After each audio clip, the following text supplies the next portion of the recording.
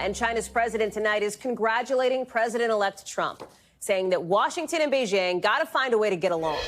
The relationship between these two countries has been at its lowest point in decades over fights over trade, technology, Taiwan. And there's some worries in China over President-elect Trump's pledge to slap tariffs on all imports and something like 60 to 100% on stuff coming in from China.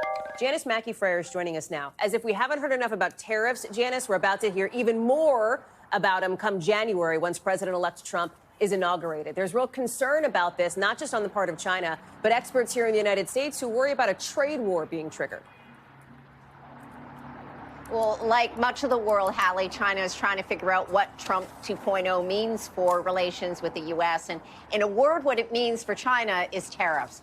President-elect Trump is intent on expanding the trade friction with China that he launched in his first term as president, with 60% tariffs on all Chinese imports, like pretty much everything. Before, the tariffs were in the 7 to 25% range, and China's economy is now in a much more vulnerable position. And there's also concern here that this could lead to the decoupling of the two economies, which would have a devastating impact in both countries. China's economy is hurting right now, and the leadership here doesn't have a lot of wiggle room. Exports have been propping up the economy since COVID. Consumer spending is still weak. Businesses aren't investing either. So a new wave of tariffs with one of its largest trading partners is no small matter for Beijing, at a time when there are also trade headwinds with Europe.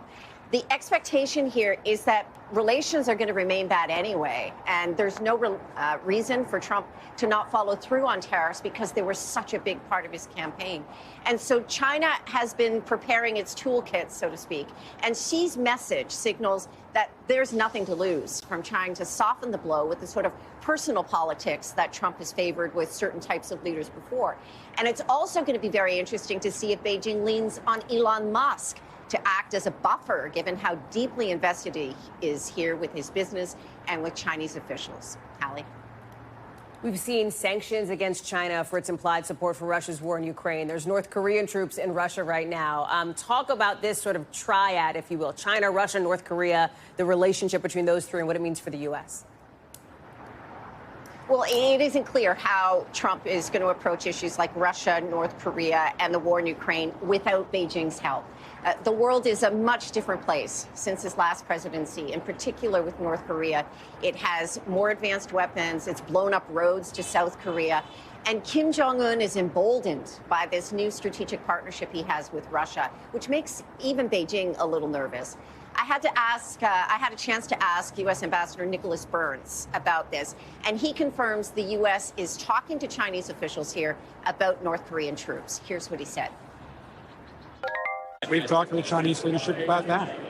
And obviously we would hope that China would use its influence, it doesn't appear that they are, with the Russian government to cease and desist. But I don't think that's happening. It's unfortunate.